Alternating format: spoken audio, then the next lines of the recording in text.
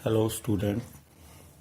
आज हम class +2 arts subject political science और जो बुक सेकंड है उसका first chapter challenges of nation building के बारे में बात करेंगे। तो नेशन को बिल्डअप करने के लिए बहुत सारी चुनौतियों का फेस करना पड़ता है। क्यों इंडिया को तो बहुत ही सारी चुनौतियां फेस करनी पड़ी, क्योंकि ये गुलाम रहा था। तो गुलामी भी ऐसी कि सदियां की गुलामी थी। इस वजह के कारण इसको बहुत सारी जो चुनौतियां फेस करनी पड़ी। लेकिन वो चुनौतियां पढ़ने से पहले हम थोड़ा सा इसके बारे में उस समय के सर्कमस्टांसेस पढ़ेंगे जब ये आजाद हुआ था या फिर इसको फ्रीडम मिली थी। After the slavery of centuries India got independence on August 15, 1947। तो सदियों की गुलामी के बाद इंडिया गॉट इंडिपेंडेंस आजाद हुआ ऑन अगस्त 15, 1947 को। पर आजाद तो बहुत सारे कंट्री हुए, लेकिन इंडिया की जो सर्कमस्टांसेस थे दूसरे कंट्रियों के तौर पर देखा जाए तो बुरे सर्कमस्टांसेस रहे उसके बाद भी, आजाद होने के समय और उसके बाद। तो वो उनकी बात करते हैं। तो सबसे पहले तो अंग्रेजों ने ये एक पॉलिसी अडॉप्ट की हुई थी इंडिया में, डिवाइड एंड रूल्स, पाड़ो और राज करो। और हिंदू और मुसलमानों को कभी भी उन्होंने एक नहीं होने दिया। वजह क्या थी कि इनमें यूनिटी ना आ जाए। तो इस वजह के कारण जब उन्होंने आजाद भी किया इंडिया को, तो भी वो ये काम करने से पीछे नहीं रहे। तो इस वजह के कारण एक पेनफुल सर्कमस्टांसेस देखने पड़े, हालात देखने पड़े। तो जब आजाद हुआ है तो दो पार्ट में बट गया था India. Along with independence the people had to bear the pen.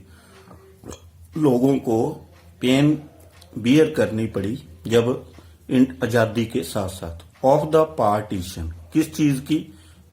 उनके बंटवारे की।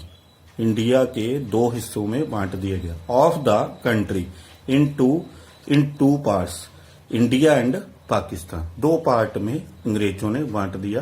तो एक तो ये पेनफुल काम था उस समय का। फिर नेक्स्ट है according to an estimate about 80 lakh people had to go from one country to another. तो अगला जो कंडीशन हुई तो उसमें से ये एस्टीमेट, अंदाजा ये लगाया जाता है कि 80 लाख के करीब लोग एक दूसरे कंट्री से माइग्रेट होके जाना पड़ा उनको। क्योंकि जो हिंदू थे पाकिस्तान की साइड, उनको हिंदुस्तान में आना पड़ा। जो हिंदुस्तान की ओर मुस्लिम थे तो वो पाकिस्तान की ओर उनको जाना पड़ा। तो ये एक सर्कमस्टांस बनी। नेक्स्ट था about 5 lakh people were killed. तो 5 लाख के करीब लोग मारे गए थे। एंड 1000 वर सेपरेटेड, तो 1000 ही सेपरेट हो गए। फ्रॉम देयर ओन, अपनों से बिछड़ गए वो। नियर एंड डियर वंस, नेड़े के जो थे और प्यारे थे एक दूसरे से बिछड़ गए वो अपने परिवार से। ये एक सर्कमस्टांसेस आया आगे। फिर नेक्स्ट था many people had lost everything. तो कुछ ऐसे भी लोग थे जिन्होंने सब कुछ गवा दिया। इन देयर ओन, अपने ही कंट्री में, country. And were living like refugees, अपने ही कंट्री में रहकर उन्होंने सब कुछ गवा दिया और अपने ही देश में रहकर वो रिफ्यूजियों की तरह रहने शुरू हो गए। इसका मतलब ये है कि जो जैसे पाकिस्तान में हिंदू थे उनको वहां पर रिफ्यूजी कैंप में रहना पड़ा और सब घर बार जो भी उनकी प्रॉपर्टी थी वो लॉस्ट हो चुकी थी वहां पर। अब नेक्स्ट बात करते हैं हम मीनिंग ऑफ नेशन बिल्डिंग। और नेशन को बिल्डअप करने के लिए बहुत सारी चुनौतियों को फेस करना पड़ता है। तो खास तौर पर इंडिया एक डाइवर्सिटी वाला कंट्री है। तो इसमें लैंग्वेज के तौर पर, कास्ट के तौर पर और रिलीजन के तौर पर और बहुत सारी चीजों के तौर पर जहां पर डाइवर्सिटी पाई जाती है। तो इसको एक नेशन में बिल्डअप करना कोई आसान काम नहीं था। लेकिन हम बात करते हैं meaning of nation building. Word nation has been derived from Latin word natio which means worth, जिनका मतलब है जन्म, और रेस या फिर उनकी नस्ल। Which means the people having common worth और रेस कॉन्स्टिट्यूट नेशन। तो दोनों ये चीज मिलके फिर बनाती हैं एक नेशन को बिल्डअप करती हैं। अब अगर definition, according to Myron Weiner, nation building is a process. Nation building क्या है? एक प्रोसेस है ऑफ ब्रिंगिंग, लेके आना, टूगेदर, इकट्ठे, कल्चरली, एक सभ्याचारक तौर पर, एंड सोशली डिस्क्रिएट ग्रुप्स, जो सोशली और सभ्याचारक तौर पर ग्रुप बने हुए थे उनको इकट्ठे लेके आना into a single territorial unit, एक सिंगल बाउंड्री के बीच यूनिट में बांधना है उन चीजों को।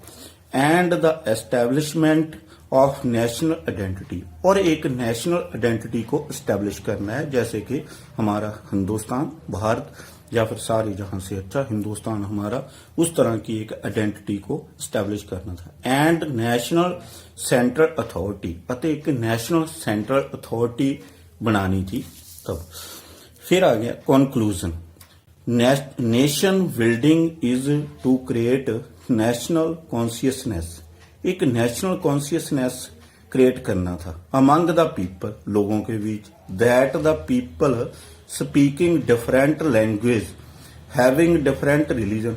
बहुत सारे, पहले भी मैंने बात की है कि हमारा जो कंट्री है वो डाइवर्सिटी वाला है, उसमें ज्यादातर धर्म, जाति, भाषा, क्षेत्र और भी बहुत सारे इस तरह के रिलीजन के तौर पर डिफरेंट है, लेकिन इन सब को इकट्ठे मिलाकर एक जगह पर इकट्ठा करना था।